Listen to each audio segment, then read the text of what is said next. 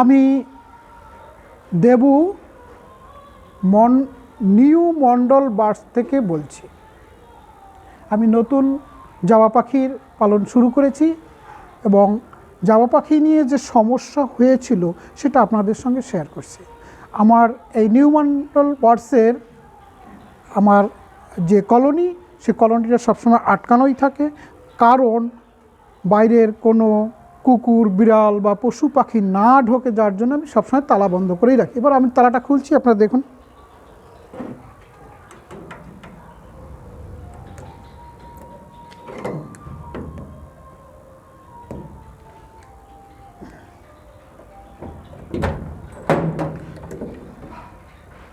তালাটা খুললাম, এবার আমি ঘরে ঢুকছি।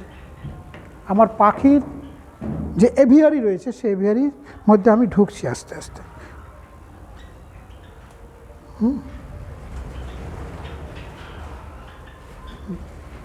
এই যে আমার 1 নম্বর কলোনি, 1 নম্বর কলোনিতে আপনার দেখুন 50 পিস পাখি রয়েছে।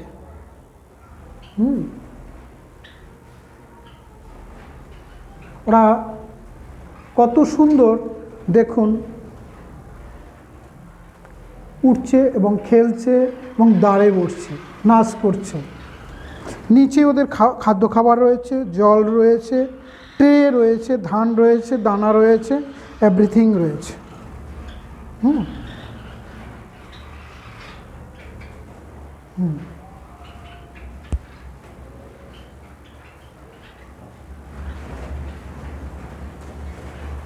সবাই উঠছে।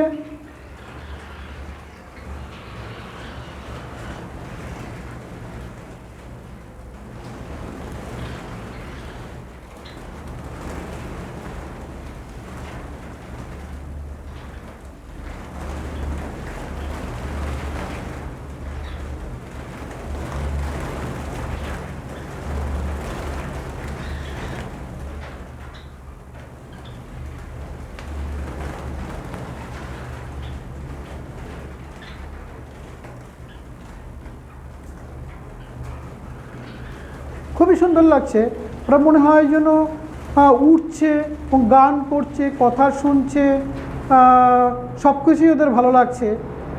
যাই হোক, এই ভালো লাগার মধ্যে আপনাদের একটা সুন্দর নিউজ দেব। সেটা হলো যে এই পাখির মধ্যে কোনো একটা পাখি আমার অসুস্থ হয়ে যায়। কীরকম অসুস্থ হয়েছে? সে খেতে পারতো না, উঠতে পারতো না, সে ওই নিচেই পড়ে থাকতো। হ্যাঁ, এখন আমি আমার সতীর্থ যারা পাখি পালন করে, আমি ওদের কাছে ফোন করে জানলাম কিভাবে কি করব। পাখিটা হয়তো, ওরা বলছে পাখিটা মারা যাবে, পাখিটা হয়তো ভালো থাকবে না, এইটাই চিন্তাভাবনা করছে। আমি ভাবছি না, পাখি কেন, এত আমি পাখিকে ভালোবেসে ফেলেছি, একটা পাখি যদি এখান থেকে মরে যায় তখন কেমন, খুবই খারাপ লাগবে। তাই ভাবলাম একে কী করে সুস্থ করা যায়। পরে শুনলাম যে পাখিটার ডিজিজটা হলো trunk disease. What is trunk disease? এই ট্রাঙ্ক ডিজিজটা যখন আমি দেখলাম, তখন ঘুরে ঘুরে দেখলাম যে এর নিউমোনিয়া হয়েছে। ট্রাঙ্ক ডিজিজ মানে ওর নিউমোনিয়া। নিউমোনিয়া হলে যে ট্রিটমেন্ট করা হয় সাধারণত, যেহেতু আমি একজন হোমিও প্র্যাকটিশনার, আমার দীর্ঘদিনের শখ ছিল যে আমি বাড়িতে জাবা পাখির চাষ করব। আমি সেটা সাকসেস হতে চলেছি এবং জাবা পাখির চাষ শুরু করেছি। কিন্তু আমার ওই কষ্ট লেগেছে, ওই পাখিটা কেন কষ্ট করবে, উঠতে পারছে না, খেতে পারছে না। তখন আমি ভাবলাম ট্রাঙ্ক ডিজিজ মানেই নিউমোনিয়া।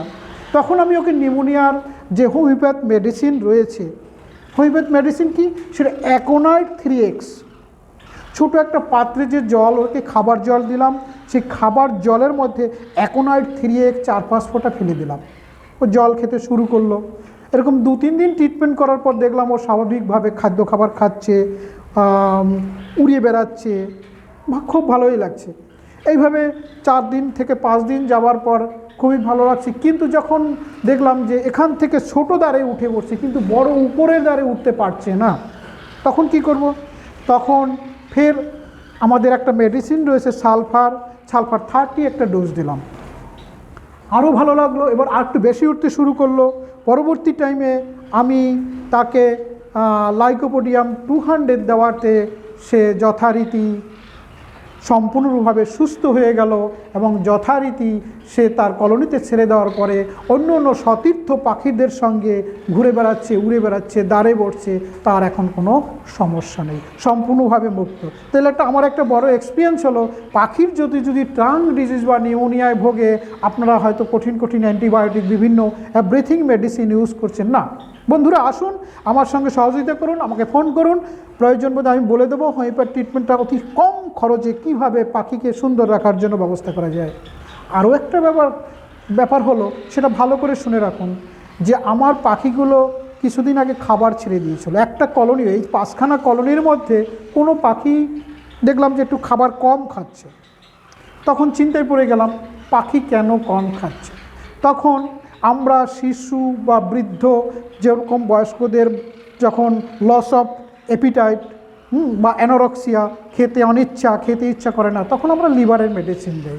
সেই লিভারের মেডিসিন আমি আমার এই পাখিদের জন্য ওদের জলের পাত্রে 3-4 ফোঁটা করে জলের মধ্যে মিলিয়ে দিলাম। ওরা যথারীতি একদিন খেতে না খেতেই ওদের আবার মুখে রুচি চলে আসলো, রেগুলার ওরা খাচ্ছে, আবার খুবই ভালো লাগছে। আমার অন্য কোনো মেডিসিনের প্রয়োজন হয়নি। বুঝতে পেরেছেন? তাহলে বুঝতে পারুন অতি কম খরচে হোমিওপ্যাথ ট্রিটমেন্ট দিয়ে আমি সমস্ত পাখিকে সুন্দর করে রাখতে পেরেছি এবং সমস্ত পাখি আমার হেলদি এবং সুস্থ আছে, সুন্দরভাবে খাচ্ছে, উঠছে, খেলছে, খুবই ভালো লাগছে। যাই হোক, এভাবে আমার যদি পরবর্তী টাইমে কারো যদি প্রয়োজন হয় তো আমাকে ফোন করবেন, আপনি জানাবো এভরিথিং মেডিসিন, হোমিওপ্যাথ ট্রিটমেন্ট এবং মানুষকে যে ধরনের ট্রিটমেন্ট করা হয় এবং পাখিদেরও সেই সেম ট্রিটমেন্ট করবে। অতি কম খরচে, অতি সহজে পাখি সুস্থ হয়ে যাচ্ছে। এখানেই বন্ধু আজকের মতো শেষ করছি। নমস্কার, ধন্যবাদ। ওকে।